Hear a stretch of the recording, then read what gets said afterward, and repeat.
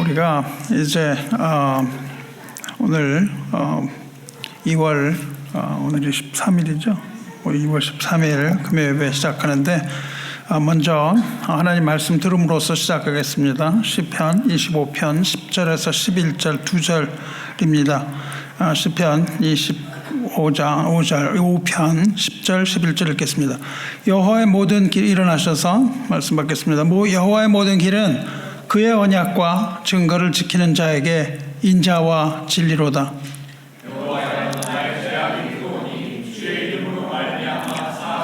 아멘. 모두 자리에 앉으시기 바랍니다. 하나님 말씀 나누겠습니다. 성도 여러분, 우리는 하나님의 나라를 향해서 나아가는 나그네들입니다. 우리는 나그네로서 이제 하나님의 거룩한 소명, 하나님의 소집, 하나님의 부르심 앞에 선 자들이죠. 본래 나그네라는 것은 본향이라는 목표가 있고 본향이라는 지향점을 가야 할 곳을 가진 사람들이죠. 근데 우리가 사는 이 세상은 출구가 없는 것처럼 보입니다. 출구 없는 미궁 속, 왔다 갔다 하는 그런 미로 속으로 우리를 자꾸 집어넣어요. 이 인생이라는 이 거대한 미로는 그 끝을 알 수 없는 막막함으로 갇혀져 있죠. 그래서 때로는 우리 영혼을 압도합니다. 그리고 때로는 우리의 존재를 깊은 수렁 속으로 몰아넣기도 하죠. 이렇게 거대한 미로, 캄캄한 미로 속에 가져다주는, 그 미로가 가져다주는 공포는 우리가 아무리 노력을 해도 거기서 벗어날 수 없는 그런 때가 있다는 거예요. 이렇게 출구를 알 수 없는 그런 절망에 다다르게 할 때가 있습니다. 우리가 아무리 지혜를 짜내서 바깥에서 나오는 빛을 보려고 해도 또 때로는 빛을 봤다고 달려가지만은 확신하면서 달려가지만은 모퉁이를 딱 돌아가는 순간 제자리에 다시 돌아가는 그런 때도 많이 있어요. 그래서 우리가 오늘은 이제 어제의 난관을 내가 극복을 했다 이렇게 믿기는 하는데 우리에게 끊임없이 꼬여있는 그런 실타래들, 이런 것들이 굉장히 많습니다. 그래서 자기가 가지고 있는 그 실타래를 붙들고 고전분투하는 그런 때가 굉장히 많다는 거죠. 그래서 우리가 마주하는 그 한계에 딱 부딪히는 거죠. 우리가 이 세상에서 벗어날 수 없는 그런 무력함, 이런 것들이 있을 때 굉장히 많습니다. 근데 오늘 시편 본문은 이제 그 어두운 미로 속의 한 가운데서 있는 것, 또 우리의 눈물과 탄식이 섞여서 이 공허한 원을 계속 들이는 그 미로 속, 그 절망의 지점에서 우리가 보지 못했던 그런 새로운 차원의 길을 제시하는 게 오늘 말씀입니다. 여호와의 모든 길은 그의 언약과 증거를 지키는 자에게 인자와 진리로다. 이걸 여러 번 읽어보시기 바라요. 여호와의 모든 길은 그의 언약과 증거를 지키는 자에게 인자와 진리로다. 이렇게 되어 있습니다. 얼핏 좀 듣기가 어려운 것 같기도 한데 또 이것을 깨달으면 그렇지 않죠. 이 말씀은요, 우리가 이 세상에서 걸어가는 모든 길이 우연한 어떤 산물이 아니라는 것을 얘기하고 있어요. 우리가 이렇게 가다가 막다른 골목에 다다를 때가 많이 있는데 막다른 그런 골목에 다다른다 할지라도 거기에 뭐가 이렇게 딱 준비가 되어 있다는 거예요. 그게 준비되어 있는 것이 뭐냐면 하나님의 인자하심이라는 겁니다. 그러니까 그런 어려운 것을 만날 때 동시에 우리가 만나는 것이 하나님의 인자하심이에요. 그리고 우리가 이 세상을 살아갈 때 계속 실패를 하는 경우가 많지만 그 실패하는 그런 것도 하나님의 진리라는 계획 안에 포함이 됐다, 이렇게 말하고 있는 거죠. 하나님께서는 우리가 길을 잃어버렸다고 할 때, 길을 잃어버려서 어디로 가야 할지 이렇게 모르는데 그때 하나님께서는 우리에게 지도를 딱 지어주시는 거예요. 그 지어주시는 그 지도의 이름이 뭐냐면 언약이라는 지도입니다. 약속이라는 지도예요. 그래서 우리 손에 그거를 쥐어주시고 우리가 그 지도를 가지고 있다는 것을 깨닫게 하시는 겁니다. 그러니까 이 세상에 우리가 갈 때 지도가 없이 가는 것 같은데 사실은 하나님께서 우리에게 지도를 보여주세요. 왜 그러냐면 여기서 하나님의 그 모든 길은 그랬거든요. 하나님의 길이라는 단어가 어떤 거냐 하면 우리가 여기서 길 그러면 길을 여러분이 잘 아시겠지만은 이 길이라는 단어가 오라라는 단어인데 이게 뭐냐면요. 이런 그 아스팔트 도로가 아니에요. 아스팔트 도로에 만일 아스팔트 도로가 그냥 이렇게 있다 그러면은 우리가 이게 어디로 가야 될지를 알 수가 없습니다. 그렇게 아주 뭐 매끈매끈한 그런 그게 아니고 여기서 길이라는 거는 뭐냐 하면은 그 마차가 다닐 때 마차의 수레바퀴가 지나가는 거예요. 마차의 수레바퀴가 딱 지나가면 어떻게 되냐면 그 바퀴 자국이 나잖아요. 궤적을 그리면서 바퀴에 자국이 납니다. 그러니까 이런 길에 파놓은 흔적이 있는데 그 흔적이 뭐냐면 수레바퀴 자국이라는 거예요. 이 고대 근동의 나그네들이 어딜 가려고 그럴 때 이 뭐 길이 지금처럼 이렇게 아스팔트로 닦여 있는 게 아니기 때문에 어디로 가야 할지 방향을 잃어버리는 거죠. 방향을 상실한 때에 그들이 갈 길을 딱 찾는 방법 중에 하나가 뭐냐 하면은 앞에 간 수레가 남겨놓은 바퀴 자국이에요. 그러니까 길이 어디로 났는지를 알 수 있는 거죠. 앞에 난 수레바퀴가 발자국을 내고 갔기 때문에 그것을 보면은 어디로 가야 되는 건지 알 수 있습니다. 이 사람들이 광야에서 길을 찾다가 만약에 길을 찾지 못할 경우에는 생명이 왔다 갔다 할 수 있는 거예요. 거기서 그 광야에서 뭐 어떻게 살 수가 없는 경우가 많지 않겠습니까? 그러니까 이 바퀴 자국은 뭐냐면 생명줄이라고요. 앞에 그 상황에서 생명을 보존할 수 있는 그런 근거는 뭐냐면 앞서 간 수레가 남겨놓은 깊은 바퀴의 궤적이다 이 말이죠. 하나님은 우리에게 천국이 어디 있으니까 그리로 와라 이렇게 말씀하시지 않은 거죠. 어디 천국이니까 그리로 와. 그러시면 우리가 어떻게 거기를 알고 가겠습니까? 하나님의 성소라는 것은 뭐예요? 하나님이 이름을 두신 곳입니다. 성소라는 것은 성전이라는 것은 하나님이 이름을 두신 곳이에요. 그러니까 천국이라는 것은 다시 말하면 하나님의 성전이라는 것으로 표현이 되는 겁니다. 하나님의 성전 그러면 하늘에 계신 그 성전 그것을 성전이라고 하는데 하나님께서는 우리에게 어떻게 하면 거기로 갈지를 알려주신 거예요. 어떻게 가셨냐면 하나님이 친히 이 땅에 내려오셔서 바퀴 자국을 보여주신 거예요. 이 자리에 내려오시고 하나님의 성전으로 가셨습니다. 예수께서 이 땅에 내려오시고 천국으로 가는 그 십자가의 길을 보여주신 거예요. 그래서 우리가 천국에 가기 위해서는 어떻게 됩니까? 각 누구든지 나를 따라오려거든 각각 자기를 부인하고 자기 십자가를 지고 나를 따라오라 말씀하신 겁니다. 이게 바로 뭐냐면 수레가 남긴 바퀴 자국이라는 겁니다.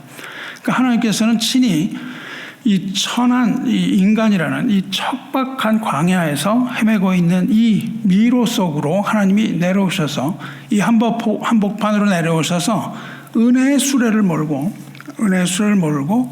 그 천국을 가신 거죠.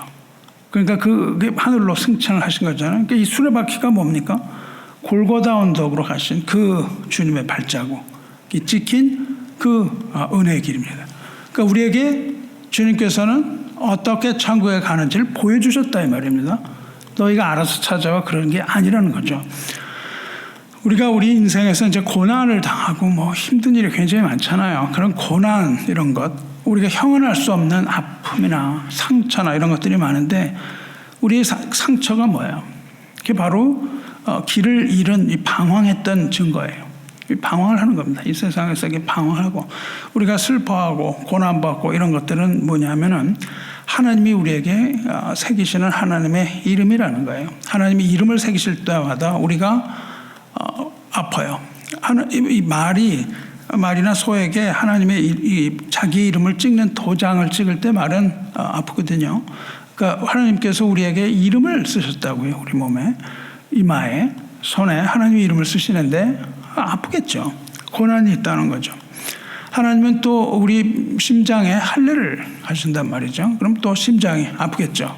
심장에 칼을 대는 거니까 심장에 칼을 대고 우리가 죽고 거듭나는 이런 것들이 일어납니다.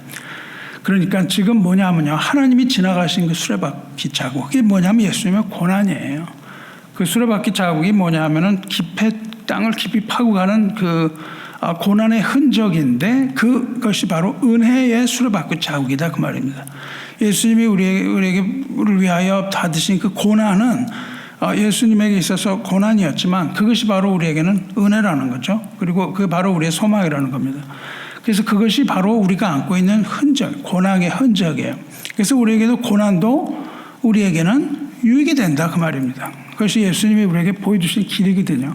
그걸 따라가야 되는 거죠. 우리가 그 고난의 길을 우리도 따라가야 되는 거예요. 그래서 사도 바울도 예수 그리스도 안에 있는 그 모든 고난을 자기가 채우겠다 그렇게 선언하잖아요.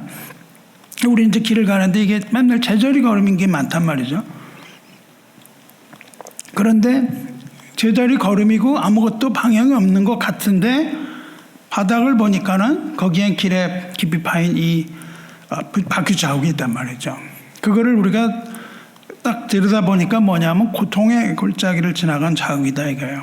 이게 바로 뭐냐면 하나님이 우리를 만나러 오신 자국입니다.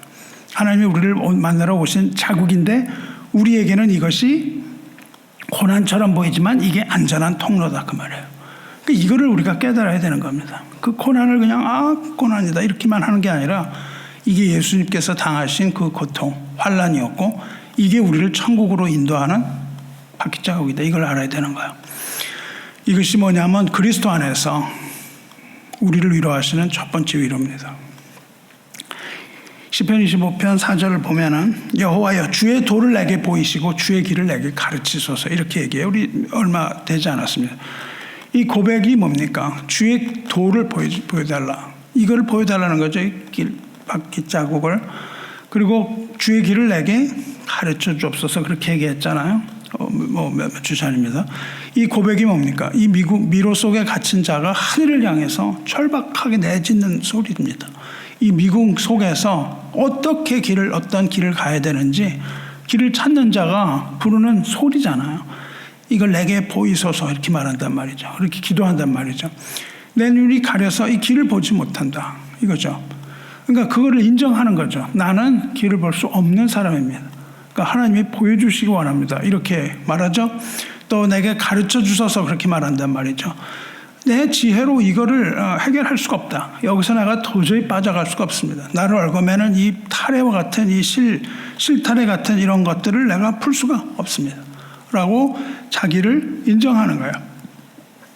그런데 하나님은요. 이렇게 기도할 때 너 지도를 그냥 그려봐. 이렇게 얘기는 안 하시는 겁니다.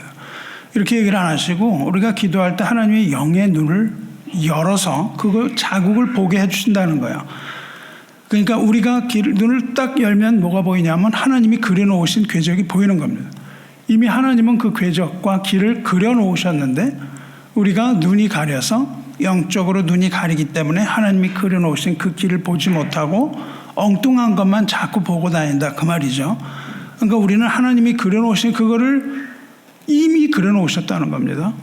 이미 예수님께서 십자가에서 우리를 위하여 이걸 모든 것을 다 해놓으셨다는 거예요.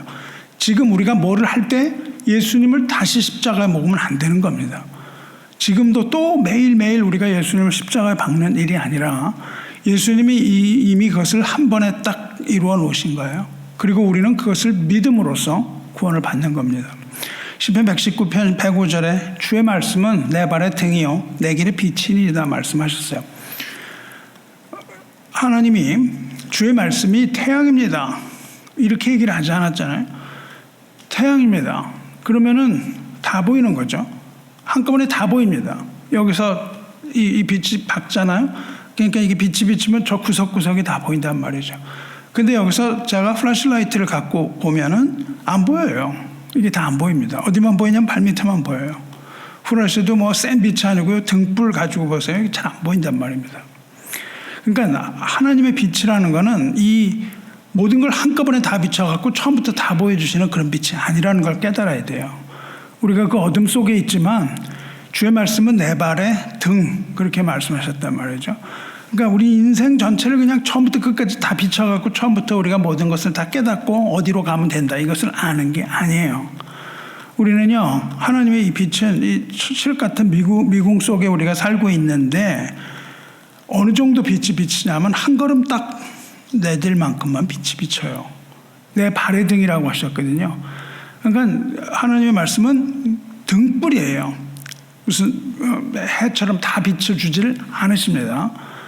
하나님께서는 우리가 그걸 해처럼 비춰주시면요, 미래가 다 보이겠죠. 어떻게 가야 되고 뭐 이게 다 보일 거 아니에요? 그렇게 안 하신다는 거죠. 하나님은 우리로 하여금 내일 일을 알지 못하게 하셨습니다. 다만 등불을 주셔서 여기서 어떻게 가야 되는지만 보여주시는 거예요. 그러니까 우리는 내일의 그 불안을 미리미리 오늘 알고 뭘 어떻게 이렇게 만드시지 않았다는 거예요. 그래서 하나님의 말씀 뭐냐면 등불이 비춰지는 그 한 걸음에만 딱 국한이 됩니다. 하나님이 그걸 다 안 보여주세요. 그러니까 우리 답답하죠. 아니 뭐 그냥 우리 뭐 살아갈 때도요, 하나님이 뭐 그냥 수백만 불 주시고 그냥 한꺼번에 그럼 얼마나 좋아요. 그러지 않고 하나씩 주신단 말이죠.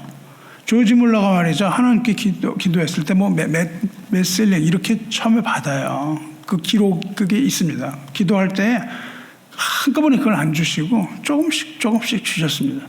그래서 그런 어떤 일이 일어날 일이 있을 때마다 하나님이 그거에 부족하지 않게 주시는 이런 일들이 계속 일어나거든요. 그러니까 하나님의 말씀은 한 걸음 딱 비치는 그 빛 안에서 거기에만 순종하게 하시는 거예요. 가다가 왼쪽으로 가야 될 때는 하나님이 그것을 딱 우리에게 비춰주시는 거죠. 그래서 이렇게 발에 있는 그 등불에 우리가 의지를 해서 한 걸음씩 가는 거예요. 그게 천국 가는 길입니다. 그때 우리는 비로소 이 미궁의 벽을 벗어나는 거예요.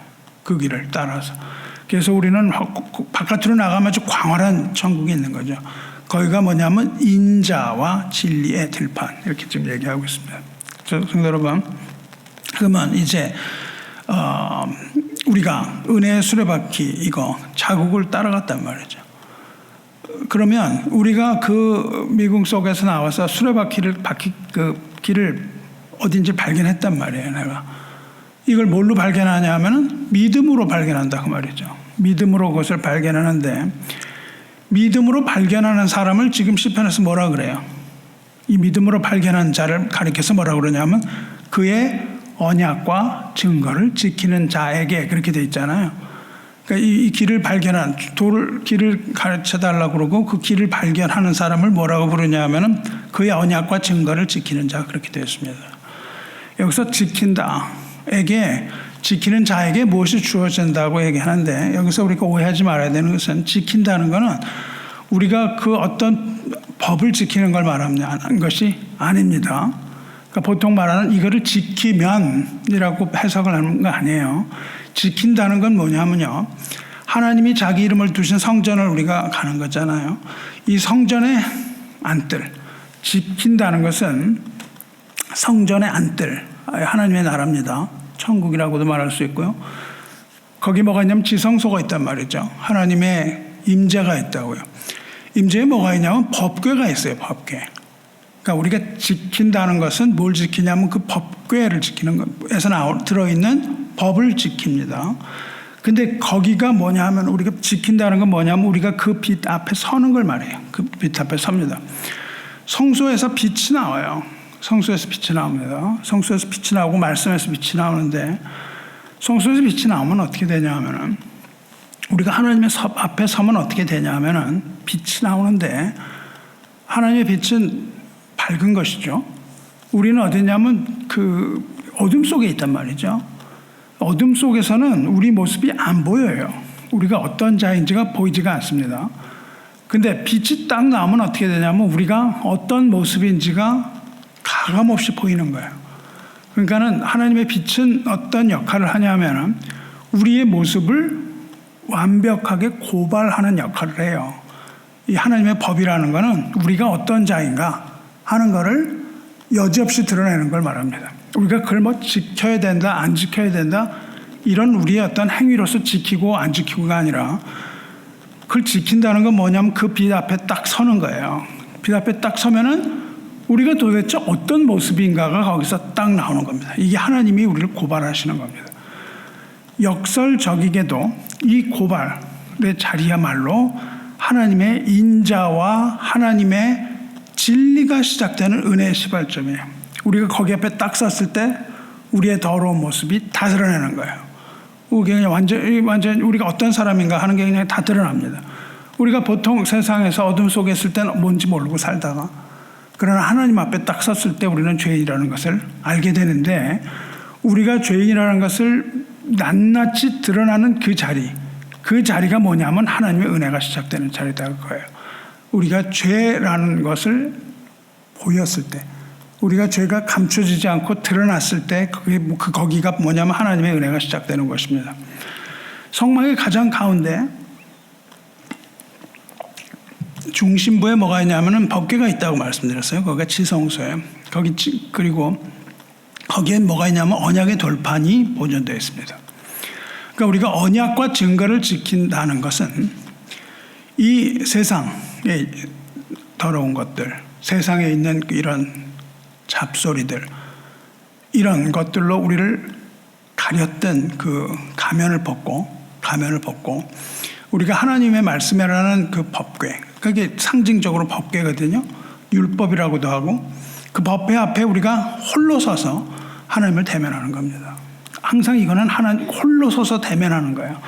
세상 사람들 가운데 내가 무슨 이런 죄인이고 이런 거가 소용이 없습니다. 그건 뭐 다 아는 거예요. 우리가 얘기를 하지 않아서 그렇지. 근데 하나님 앞에서는 우리가 그것을 딱 홀로 대면을 하는 거예요. 이렇게 법궤 앞에 홀로 대면을 할 때가 오는 거죠. 예수님이 뭐라고 그러십니까? 하나님 뭐라고 하시냐면요, 출애굽기에서 거기서 내가 너와 만나고 그러세요. 속죄소 위 곧 증거궤 위에 있는 두 그룹 사이에서 내가 이스라엘 자손을 위하여 내게 명령할 모든 일을 내게 이르리라 그러신다고요. 그러니까 우리가 어디서 만나냐면 법궤 앞에서 만나는 겁니다. 이것을 다시 말하면 그리스도의 나중에 심판 때 이렇게 말합니다. 우리가 하나님의 심판 때 앞에 다 서야 되는 거예요. 다시 말하면 하나님의 법궤 앞에 서는데, 우리가 하나님의 법궤 앞에 서는 그곳은 어디냐 하면 저기 좋은 무슨 광장 같은데 넓은데 그런 화려한 데가 아니고, 우리가 하나님을 만날 곳은 가장 은밀한 곳이에요.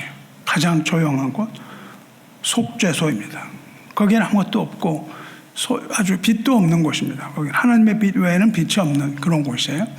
거기에서 우리를 만나는 겁니다. 그때에 우리가 거기 앞에 딱 서면은 우리 비참함이 하나님의 빛 앞에 여지없이 폭로되는 거예요. 그게 바로 심판입니다. 근데 역설적이게도 우리 죄가 드러나는 바로 그것이 바로 하나님의 음성이 가장 선명하게 들리는 장소예요. 거기가 우리가 가야 되는 골방입니다. 골방에서 우리가 기도할 때 우리의 모습이 나타나지 않을 수가 없습니다. 여러분이 기도의 골방이 있으면요, 거기에서는 나의 가식은 다 사라져요. 내가 가지고 있는 위선 같은 거 더 이상 뭐 할 필요가 없습니다. 거기에는 오직 하나님과 나와의 독대의 장면만 있고 하나님이 나에게 비치시는 빛밖에 없고, 내가 그 앞에서 죄인이라는 것이 여지없이 들어가는 그거밖에 없는데, 그것이 드러남으로써 거기에서 심판의 불이 떨어지는 게 아니라 거기에서 하나님의 은혜가 비로소 시작되는 거예요. 하나님께서는 거기서 우리의 허물을 덮으시는 겁니다. 그리고 거기에는 뭐가 있냐면 예수 그리스도의 피가 있는 거예요. 거기가 속죄소라고 그러는 겁니다. 그리고 그때에 하나님께서 우리가 어디로 가야 하는지를 알려주시는 거예요. 우리가 그 기도의 골방에 들어갔을 때 하나님께서는 이제 어디로 걸어가라고 말씀을 해주시는 겁니다. 이것이 우리가 골방이 굉장히 중요한 문제입니다. 이렇게 우리는 하나님의 임재 앞에 우리는 서야 되는 것이고, 하나님의 임재 앞에 서서 우리가 우리의 죄를 시인할 때에 법궤 덮개를 속죄소라고 부르는데, 그 속죄소에부터 거기에서 두 줄기의 장엄한 빛이 쫙 나오는 거예요. 우리가 그렇게 했을 때 거기서 두 줄기의 장엄한 빛이 쫙 나오는데, 그게 뭐냐면 지금 성경에서 말하는 두 가지입니다. 하나는 인자와 진리. 우리가 하나님의 법궤 앞에 서면 그렇게 하는 자에게 하나님의 말씀이 뭐예요? 하나님의 길이 뭐예요? 인자와 진리다, 그렇게 말한다고요. 그러니까 우리가 그 앞에 섰을 때 우리를 두어싸는 이 두 줄기 불빛을 봐야 되는 거예요. 이게 어디서 나오는 거냐면 하나님의 성전에서 나오는 겁니다. 이 빛을 보시기를 축원합니다. 우리가 하나님의 독대했을 때 우리에게 비치는 그 빛은 우리를 심판하는 빛이 아니라 우리의 모든 죄를 다 드러나게 함으로써 그 죄 안에서 우리에게 영원한 생명을 주시는 그것으로 우리의 모든 죄를 다 속량하시고 우리를 그로부터 구원하시는 그 구원의 빛. 이것이 아주 영원 불변한 이 빛을 뭐라고 불렀냐면 인자, 그리고 진리, 이렇게 불렀습니다. 이 인자와 진리야말로 우리에게 중요한 것이죠. 인자라는 것은, 하나님의 인자라는 것은 내가 그 앞에 서서 내가 구원받을 만한 어떤 조건을 다 만족했기 때문에 나에게 주어지는 상이 아닙니다. 여기 인자라는 것은 뭐냐면 그 앞에서 빛이 비춰졌을 때 더러운 모습, 죽어서 마땅한 이 죄인을 하나님께서 파격적으로 자비로움으로 용서해 주시고, 용서해 주실 뿐만 아니라 오히려 그 안으로 들어오신다는 거예요. 그것을 뭐라 그러냐면 성전이라고 부릅니다. 그 안에 서 있는 자가 죄 사함을 받으면 하나님이 그 안으로 들어오시는 거예요. 인자라는 것은 뭐냐면 우리 머리 위로부터 부어지는 하나님의 거룩한 자비와 긍휼이에요. 그리고 또 한 줄기에 비친 진리인데, 에메트라는 이 진리는 하나님께서 하나님의 이름을 거시는 겁니다. 하나님의 이름을 걸고 반드시 완수하겠다, 반드시 지키겠다는 약속이에요. 하나님이 반드시 지키겠다고 약속을 하신 게 있습니다. 시편 89편 14절에 의와 공의가 주의 보좌에 기초라, 인자함과 진실함이 주 앞에 있나이다, 그렇게 말하거든요. 하나님의 통치하심은 뭐 결코 무질서한 그런 것들이 아닙니다. 뭐 왔다 갔다 어제는 이랬다 오늘은 이런 변덕스러운 그게 아닙니다. 하나님의 보좌는 튼튼한 보좌인데, 하나님의 보좌가 튼튼한을 바치는 이 두 개의 튼튼한 기초가 뭐냐면 인자와 진실이에요. 이게 거기서 나오는 빛이기도 하지만 하나님의 보좌를 분명하게 받들고 있는 그 두 가지가 인자와 진실입니다. 인자와 진리. 우리가 인생에서 풍랑을 만나는데 이 풍랑 속에 우리가 흔들릴 때도 하나님의 보좌는 여전히 견고한 겁니다. 우리하고 상관이 없어요. 우리가 믿거나 말거나 하나님은 존재하시는 분이고, 우리가 흔들리가 말거나 하나님의 보좌는 그대로 있는 거죠. 왜 이렇게 견고합니까? 보좌가 그렇게 견고한 이유는 하나님께서 우리를 향하여 품으신 그 자비로운 마음을 하나님이 취소하지 않기 때문입니다. 변하지 않는다는 거예요. 하나님의 보좌는 영원히 변하지 않는 확고부동한 것인데, 그거는 뭐냐면 어제나 오늘이나 영원토록 변치 않고 동일하신 속성 때문입니다. 성도 여러분, 이게 오늘 10절 11절인데 11절에는요 하나님이 앞에 서본 사람만이 할 수 있는, 서본 사람만이 이렇게 토해낼 수 있는 그런 절망의 고백입니다. 하나님 앞에 섰을 때 우리는 뭐 소망을 얻고 그런 게 아니에요. 소망을 얻는 게 아니라 하나님 앞에 있을 때 우리는 완전히 절망하는 겁니다. 완전히 절망하는 거예요. 왜? 자기의 죄가 여전히 드러났거든요. 그러니까 거기에는 소망이 없습니다. 절망해요. 그러니까 다윗도 지금 하나님의 빛 앞에 딱 섰을 때, 하나님의 그 법 앞에 딱 섰을 때 뭘 본 거예요? 자기가 죄인이라는 걸 본 겁니다. 그래서 다윗이 비명을 지르는 거죠. 뭐라고 비명을 지릅니까? 여호와여, 나의 죄악이 크오니, 그런단 말이죠. 여호와여, 나의 죄악이 크노니, 그래요. 여기서 죄악이 큽니다. 그러는데 죄악이 크다는 것은 그 히브리어 단어는 뭐가 많다 그런 뜻이 아니고, 그냥 이게 망가졌다 그거예요. 예를 들어서 우리가 뭐 파트가 하나 깨져서 망가진 게 아니고요.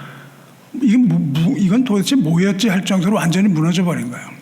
자동차라 그러면은 자동차 모습을 그대로 가지고 고장난 상태가 아니라 완전히 해체돼 갖고 이게 자동차에서 나온 파트였다는 걸 모를 정도로 완전히 부숴버린 상태입니다. 본래 형상이 어떻게 되는지 알 수 없어요. 그러니까 우리의 죄가 그런 거죠.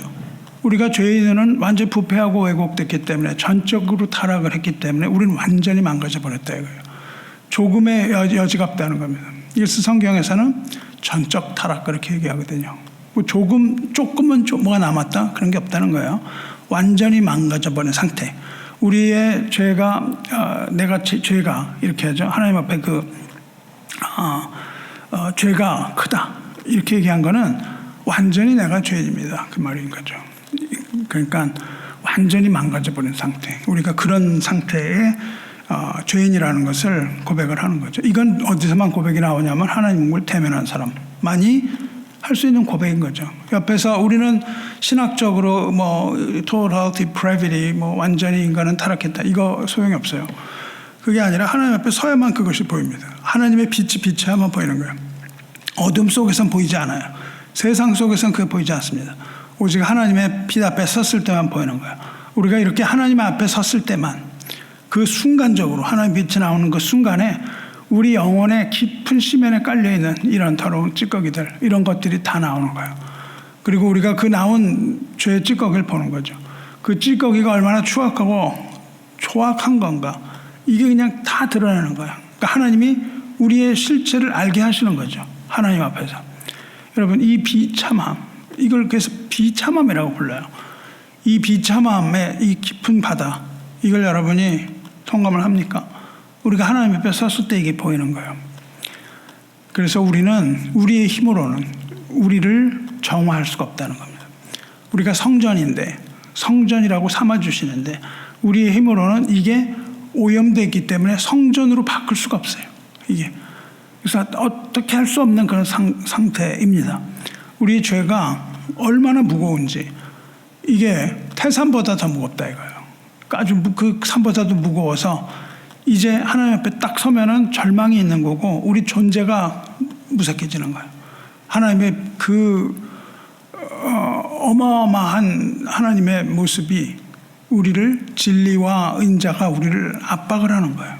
그러니까 우리는 그 앞에서 절망할 수밖에 없는 거예요. 우리 자신이 살아날 수 있는 여지가 하나도 없다는 거예요. 에레미야에서 뭐라 그러냐면 만물보다 거짓되고 심히 부패한 것은 마음이라. 우리가 마음이 부패했단 말이죠. 누가 능히 이를 알려마는. 어떤 사람이 말합니다. 천국은 여기 있다 저기 있다가 아니라 당신 마음 속에서. 무슨 마음 속에 있어요? 마음은, 우리의 마음에는 천국이 들어갈 만한 여지가 하나도 없습니다. 부패했기 때문에 마음속에 천국이 있다는 말, 그건 거짓말이에요. 마음속에, 그건 천국은 나중에 있는 게 아니고 마음속에 있습니다. 아무에게나 마음이 있는 게 아닙니다. 우리 그냥 마음속에는 들어갈 수가 없는 거예요. 그래서 우리가 이거를 볼 때는 자기를 돌아볼 때, 나를 돌아볼 때 깊은 한계를 느끼는 거죠. 내가 나를 돌아보니까는 어떻게 할 수가 없구나. 이러는데 우리는 스스로 계속 속이고 사는 거예요. 할 수 있는 것처럼 스스로 속입니다. 그리고 굉장히 그냥 정의로워지는 거예요. 그래가지고 남을 비판하고 하는데 사실은 그게 아니라 나를 바라보면 내가 그럴 존재가 아니라는 거죠. 그래서 우리는 자기를 속이면서 내가 부패한 걸 가려보려고 하죠. 근데 하나님은 우리의 마음을, 중심을 보시고 우리의 마음을 꿰뚫어 보시는 거죠. 그래서 그 빛은 그 속에 있는 것까지 다 비치시는 거죠. 그래서 우리에게는 위장전술 우리가 능하죠. 우리가 위장전술에 능한데 하나님 앞에서는 이런 위장전술이 하나도 소용이 없다. 이렇게 되는 겁니다. 그러면 이 절망적인 사건, 이 절망적인 상황에서 하나님 앞에 설 수 있는 자가 누구 있겠어요? 누가 있을 수 없다 말이죠. 그러나 우리가 하나님 앞에 정직하게 설 때 비로소 그 앞에 빛이 우리를 비춰서 우리가 절망에 있지만 그 빛은 비로소 우리가 가지고 있는 더러운 옷을 벗기는 거예요. 하나님이 우리가 가지신 그 더러운 옷, 그걸 뭐라 하냐? 의의 옷이라고 불린단 말이죠. 우리가 가지고 있는 거짓된 의의 옷을 벗기시고 하나님의 진정한 의의 옷을 우리가 구하게 되는 거예요. 지금 다윗이 그걸 하고 있습니다. 내가 이거 보니까 너무너무 더럽네요. 이거 내가 벗고 하나님의 옷으로 주세요. 이 말하고 있단 말이죠. 어느 정도냐면 시편 51편에 내가 죄악 중에서 출생했으며 어머니가 죄 중에서 나를 잉태하였나이다. 이 고백은 뭐냐면요. 아무것도 없다는 거예요. 내가 환경, 이런 거 탓 안 하겠다는 거예요. 다른 사람 탓 안 하겠다는 거예요. 내 뿌리 자체가 그렇다는 겁니다. 누가 나를 어떻게 했기 때문에 그렇게 죄인이 된 게 아니에요. 어머니의 태 속에서부터 내가 그렇더라. 내 존재, 이 뿌리, 이 자체가 뭐냐면은 이 죄 가운데 깊이 박혀 있다. 내가 여기서 났기 때문에 이 죄 가운데 내가 깊이 박혀 있습니다 하는 아주 지독한 자기 부정이에요. 내가 그렇게 의로운 사람이 아니고요. 나는 그냥 날 때부터 나는 심히 부패한 죄입니다. 이걸 하나님 앞에 고백한다고요. 전적인 무능인 거예요.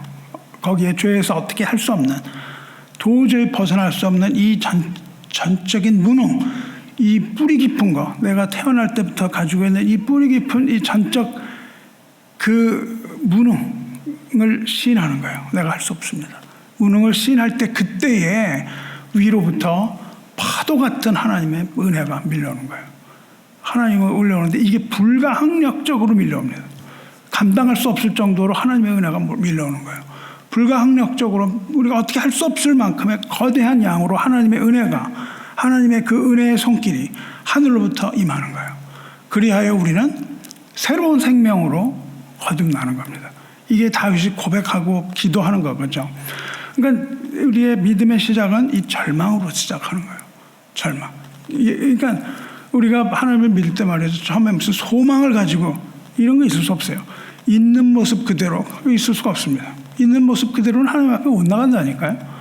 있는 모습 그대로가 아니고 우리는 하나님 앞에 용서받은 죄인으로서 나가는 거예요. 있는 모습 그대로, 죄인 그대로 나가는 게 아닙니다.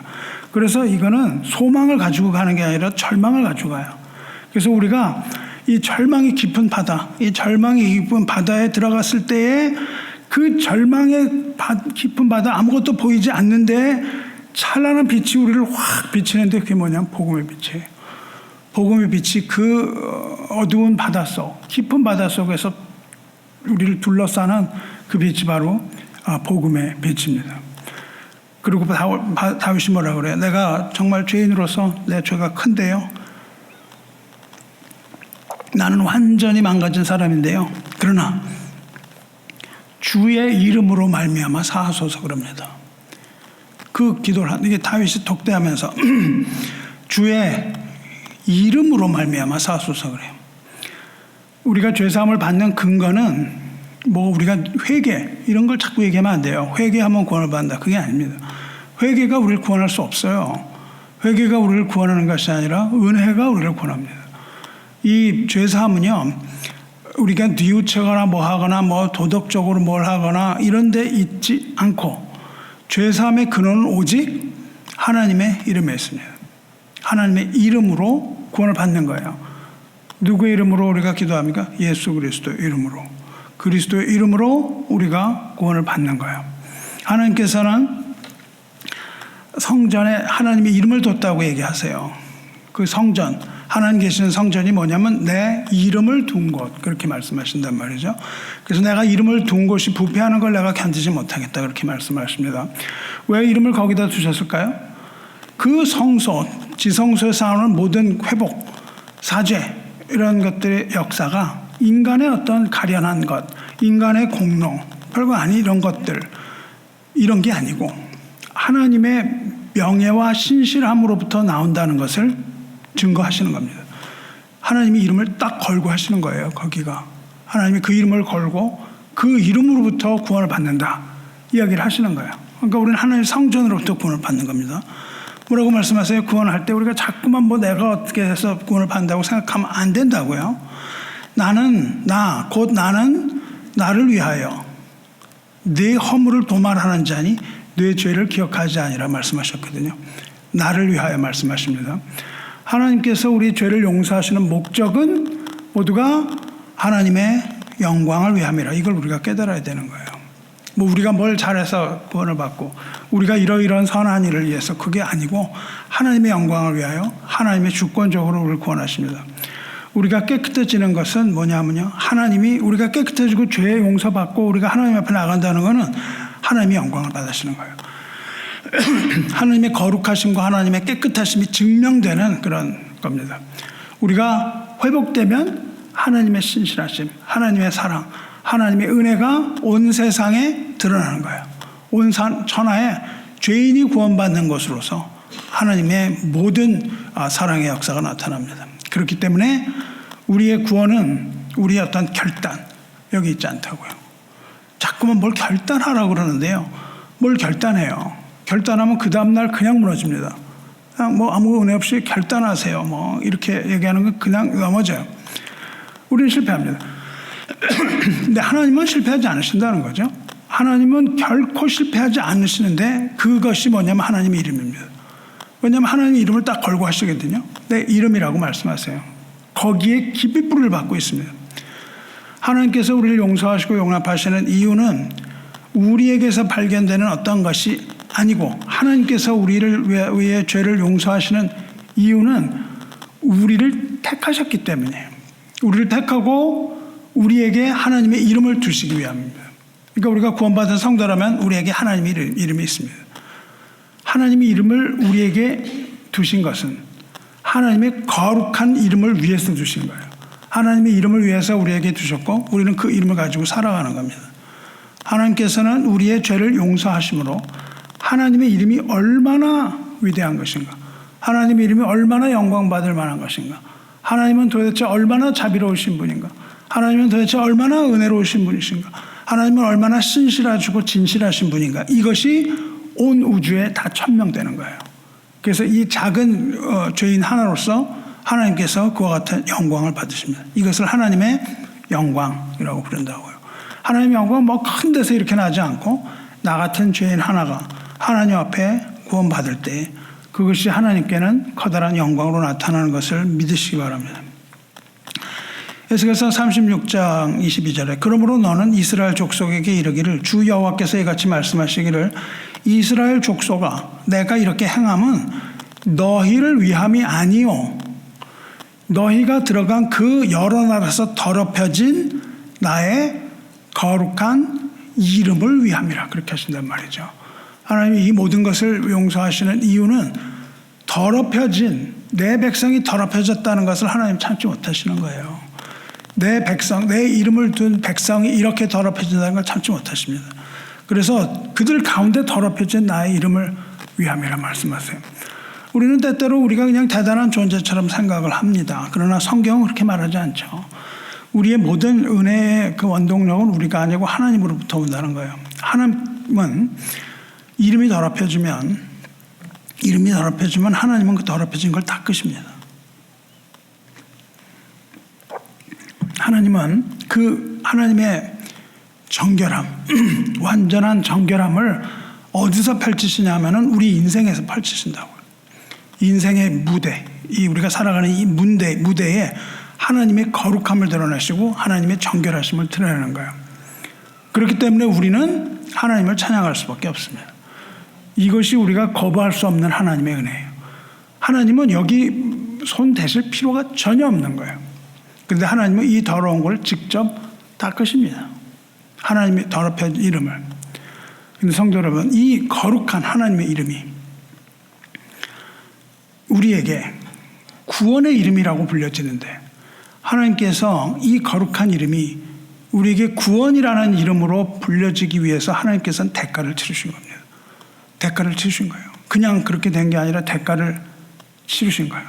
우리의 아주 조약하고 정말 별 볼 없는 아주 이런, 그리고 그냥 무지하게 큰 아주 커다란 죄, 이거를 도말하기 위하여, 하나님의 이름을 지키기 위하여, 하나님의 이름을 지키기 위하여 이것을 도말하는 유일한 방법은 하나님의 이름을 가진 하나님의 독생자가 우리 대신 저주를 받는 겁니다.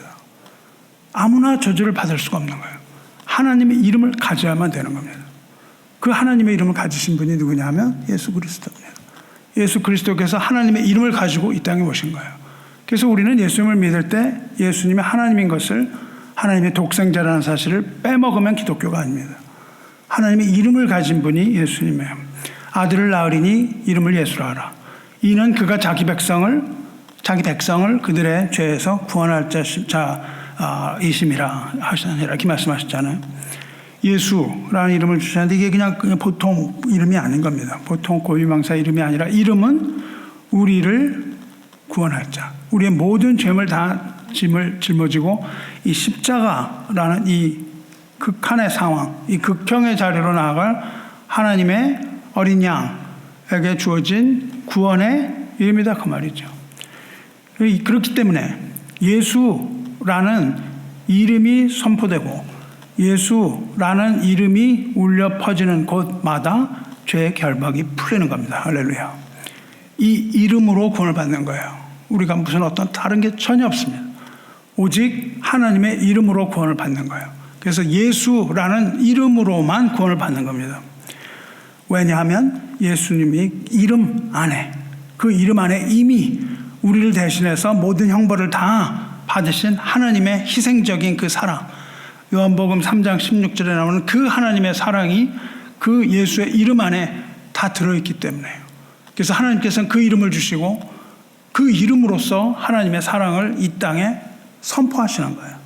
그리고 그 이름을 믿는 자는 하나님의 자녀가 되는 권세를 주신 겁니다. 예수 그리스도께서 십자가에서 죽으셨는데, 십자가에서 죽으실 때 뭐라고 그러세요? 엘리 엘리 라마 사박다니, 나의 하나님 어찌하여 나를 버리셨나이까, 이렇게 부르실 때 주님은 그 하나님의 아들이라는 이름을 버리신 거예요.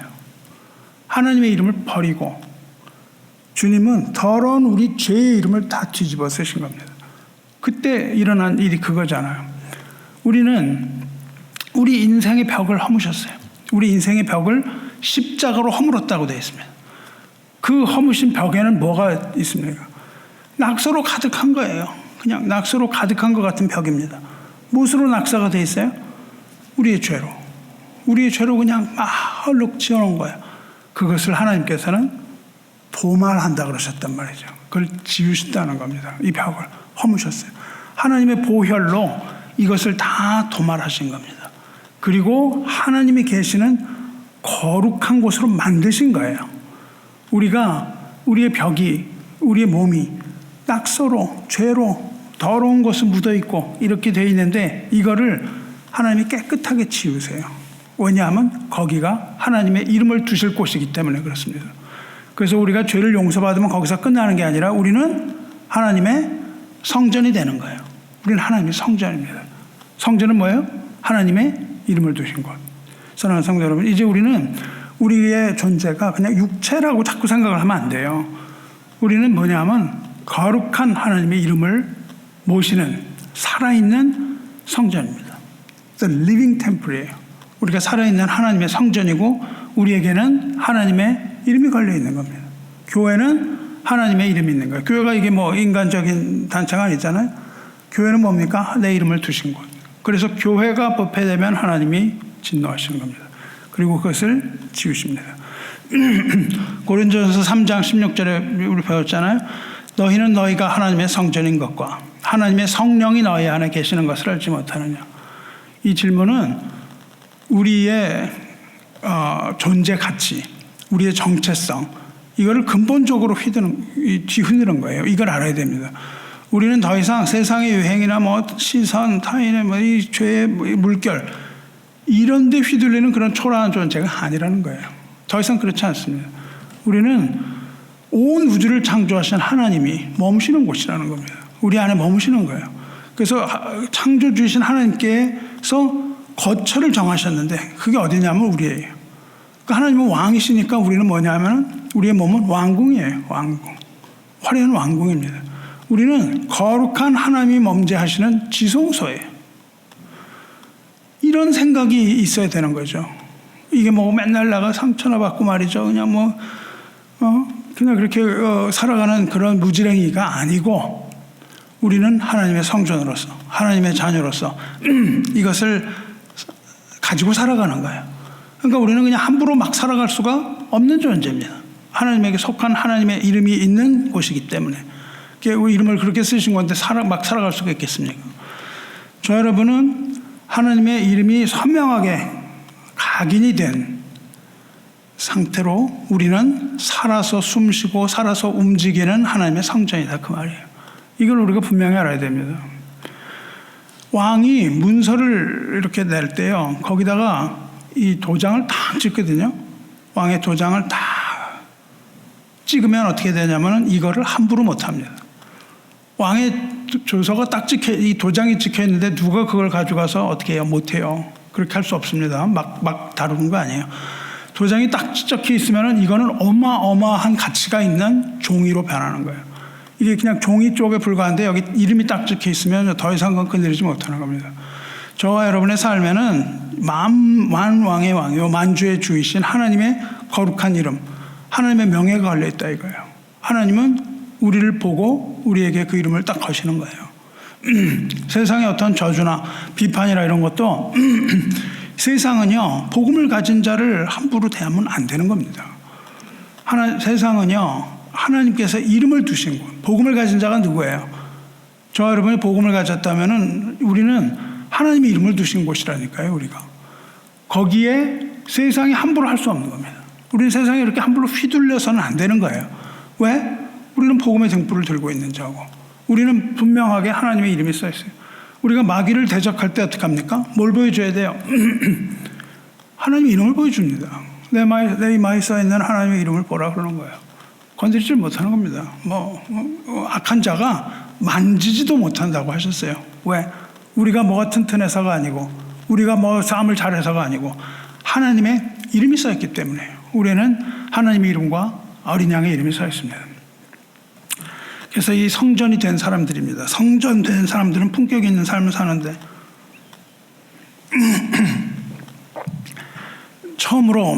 첫째로는 거룩한 구별됨이 있어야 되는 거예요. 하나님의 이름이 써 있는데 아무나 못 들어가는 거예요. 거기에 들어가면 안 됩니다. 지성소에서는 아무나 들어갈 수 없었던 거예요. 우리 앞으로 안에 아무도 들어오지 못합니다. 마귀가 우리 속으로 들어오지를 못한다는 거예요. 왜냐하면 거기에 하나님의 이름이 있기 때문에. 이걸 믿으셔야 돼요. 마귀가 우리를 그냥 뭐 막 하는 것 같아도 마귀는 한 발도 들어올 수가 없어요. 우리에게 하나님의 이름이 있는 한, 우리가 그것을 분명하게 하는 한, 마찬가지로 우리의 마음과 생각에 세상에 저속한 것들이 들어오면 안 되는 거예요. 저속한 가치관, 세계관, 이런 것들이 함부로 우리를 침범하지 못하도록 우리는 그걸 지켜야 됩니다. 우리가 하나님의 이름을 둔 곳이기 때문에 그래요. 교회도 마찬가지입니다. 세속적인 것이 교회 안으로 들어오지 못하도록 우리는 지켜야 되는 거예요. 교회 문을 닫고 지켜야 됩니다. 하나님의 이름이 새겨져 있는 저와 여러분의 이 인생, 성전, 여기에 탐욕으로 막 낙서하고 이런 거 뭘 묻히고 그러지 마시기 바라요. 그런 걸로 우리를 붙여서는 안 됩니다. 하나님 이름이 써있는 곳에 거기 덧칠을 하면 안 되는 것이죠.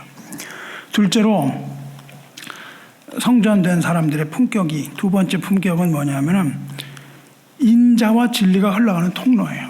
하나님의 인자와 진리가 흘러가는 통로입니다. 우리가 무엇으로 사죄받았습니까? 하나님의 인자와 진리로 사죄받았어요. 그럼 이제 우리는 만나는 사람들에게 그걸 전해야 되는 겁니다. 전한 거예요. 우리가 인자와 진리로 사를 받았다면 우리 만나는 사람들 역시 우리를 통하여 하나님의 사랑과 하나님의 그 인자하심을 그 사람들에게 흘려보내야만 되는 겁니다. 그래서 가지고 있어서는 안 돼요. 그래서 우리는 우리의 언어, 우리의 말은요, 사람을 살리는 진리를 닮아가야겠죠. 그리고 우리의 손은요, 이 깨진 사람들을 돌보는 하나님의 손이 돼야 되겠죠. 우리가 하나님의 손이 되고 하나님의 마음이 되고 이렇게 도구로서 사용이 되지 않겠어요? 마지막으로 성전된 자의 품격 세 번째, 이거는 뭡니까? 당당함이에요. 당당함. 우리가 하나님의 자녀로서 좀 당당하게 살자고요. 왜 하나님의 자녀는 맨날 그렇게 살아야 되나요? 하나님의 자녀가 당당하지 못한 거죠. 하나님의 아들이 우리에게 주신 그 구원의 보화를 우리가 가지고 있어요. 우리는 하나님의 이름이라는 이것이 우리를 압도하고 있는 겁니다. 그걸 잊지 말아야 돼요. 그래서 우리는 하나님의 이름이 이 땅에서 모욕당하고 조롱당하는 걸 견디지 못해야 되는 겁니다. 세상이 나를 조롱하고 이렇게 하는 걸 우리는 견디지 못해요. 그런데 우리는 그렇게 할 수 있는 게 없다 할지라도 하나님은 우리를 포기하지 않으시는 거예요. 하나님이 우리를 포기하지 않으시는 이유는 우리에게 하나님의 이름이 있기 때문에 그렇습니다. 그러므로 우리가 고난을 받고 힘들잖아요. 그때 그냥 쓰러지는 게 아니에요. 고난의 수레바퀴, 이 수레 자국은 점점점 깊이 파이는 거예요. 점점점 깊이 파일 때 우리가 그걸 보고 낙담하거나 비굴해지거나 그렇게 하면 안 되는 겁니다. 우리에게 고난이 많으면 많을수록, 우리가 힘들면 힘들수록 우리는 어떻게 해야 돼요? 당당해져야 되는 거예요. 하나님 앞에서 이것이 예수 그리스도가 당하신 고난이기 때문에 우리가 그 고난을 당할 땐 당당해져야 됩니다. 그래서 우리는 이제 성전으로서의 이 품격, 이것들을 회복해야 됩니다. 우리가 입은 이 죄사함의 은혜, 이거는 동정이 값싼 게 아니에요. 값싼 복음이 너무 만연한 겁니다. 우리가 받은 이 죄사함의 은혜는 값싼 동정이 아니에요. 하나님이 우리를 그냥 값싸게 동정해서 그런 게 아닙니다. 죄사함은 하나님의 아들이라는 가장 그 존귀한 이름, 이 존귀한 이름을 십자가의 못을 받고 얻어낸 겁니다. 하나님이라 할지라도 그것을 못에 받고 얻어낸 용서. 그러니까 그 우리가 받은 용서는 피가 묻어있는 용서예요. 예수님의 피가 묻어있는 용서입니다. 이렇게 엄청난 대가를 치르셨단 말이죠. 이렇게 엄청난 대가를 우리가 인지하고 우리가 그런 대가를 받고 구원받았다는 사람이 어떻게 우리가 다시 그 비천한 삶으로 또 돌아갈 수가 있겠어요. 우리가 토한 자리 거기에 가서 또 뭘 먹겠냐 그 말이죠. 하나님의 이름이 새겨진 저와 여러분의 존재를 이 세상에 썩어질 것과 바꾸면 안 됩니다. 이 세상 것과 바꾸면 안 돼요. 누구든지 하나님의 성전을 더럽히면 그 사람을 하나님이 멸하시리라. 하나님의 성전은 거룩하니 너희도 그렇게 하셨단 말이죠. 하나님의 경고가 엄중하다고요. 내 이름에 모욕감을 주지 말라 이거예요. 하나님의 왜 우리가 그러냐면 하나님 이름 가졌기 때문에 성전이 된 자가 거룩함을 잃어버리는 것, 거룩함을 상실하는 것은 뭐냐면 우리가 우리의 명예를 상실하는 게 아니라 하나님의 명예를 훼손하는 거다 이거예요. 하나님의 이름을 훼손하는 거라는 거죠. 이렇게 하나님이 엄정하게 경고를 하시는데 성전을 더럽히면 내가 멸하리라고 하셨는데 이것처럼 은혜로운 게 없는 거예요. 왜 그렇죠? 이 경고가 성전을 더럽히면 내가 멸하겠다고 하는 이 경고는 내가 끝까지 그걸 지키겠다는 뜻입니다. 우리가 어떻게 할 수 없거든요. 동시에 이 경고는 우리를 향한 강력한 보호의 의지라고요. 하나님이 강력하게 그걸 지키겠다는 겁니다.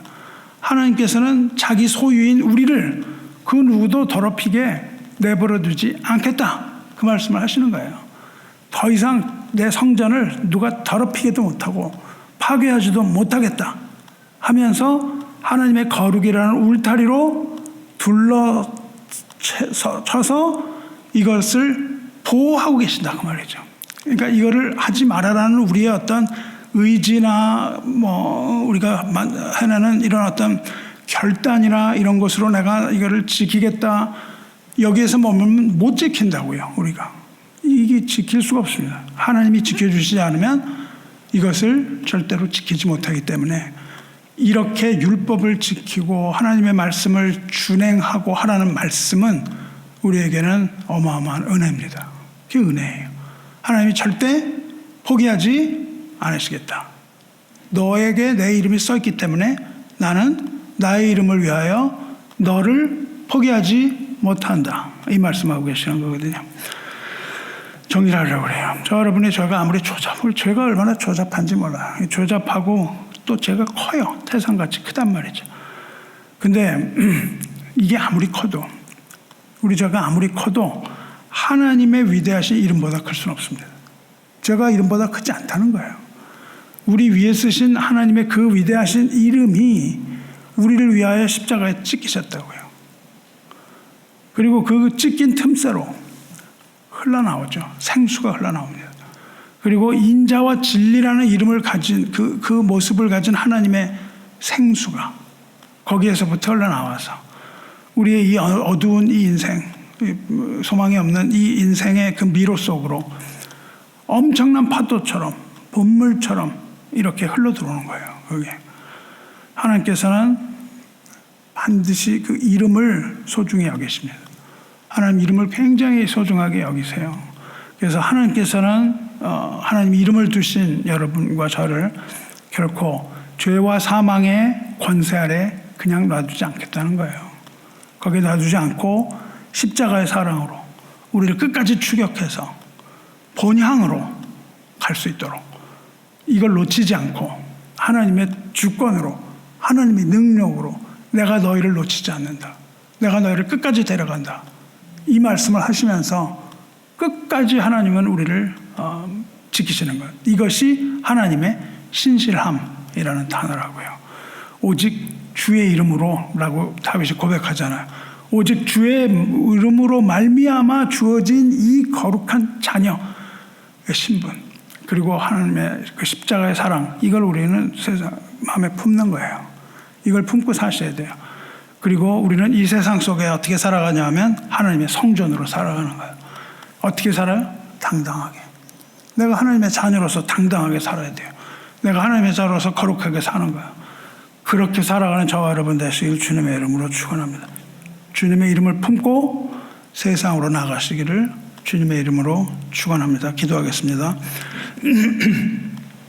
거룩하신 하나님 아버지, 오늘 우리는 인생의 거대한 어두운 미로 한복판에서 우리를 친히 찾아오시는 하나님의 은혜를 목격했습니다. 우리가 길을 잃어서 방황하면서 우리 힘으로 출구를 찾으려고 고군분투하지만 하나님께서는 이미 하나님의 인자와 진리라는 이 두 수레바퀴를 몰고 가시고 우리 삶에 깊은 은혜의 궤적을 이미 세워 놓으셨음을 고백합니다. 하나님, 우리의 죄악이 크오니 주님의 이름으로 말미암아 사하여 주시옵소서. 비록 우리의 죄가 더럽고 채상 같아서 감히 하나님 앞에 설 수 없는 존재들이지만, 그러나 하나님께서는 우리의 어떠함이 아니라 하나님의 거룩한 이름을 위하여 우리를 용서하시고 성전 삼아 주셨나이다. 그 이름을 지키기 위하여 독생자 예수 그리스도를 십자가에 못 박으신 그 신실하신 사랑 앞에 우리가 다시금 엎드립니다. 주님, 이제 우리가 하나님의 이름을 가지고 있는 살아서 움직이는 성전으로서 세상으로 나갑니다. 세상의 저속한 가치관과 탐욕의 더러움이 우리의 거룩한 지성소 더럽히지 않도록 우리를 지켜주시옵소서. 비록 우리 삶의 무게가 우리를 압도할지라도 만왕의 왕이신 하나님의 명예가 우리 인생을 담보하고 있는 것 기억하고 당당하게 살아가게 하시옵소서. 우리의 입술에는 찬양의 제사가 끊어지지 않게 하시고 우리의 손길에는 주님께 받은 인자와 자비를 가지고 세상에 나가게 하시옵소서. 이것을 나누는 자들이 되게 하여 주시옵소서. 우리의 삶이 하나님의 이름을 드러내는 영광스러운 예배가 되기를 소망하며 우리를 성전 삼아 주시는 우리 주 예수 그리스도의 거룩하신 이름으로 기도드리옵나이다. 아멘.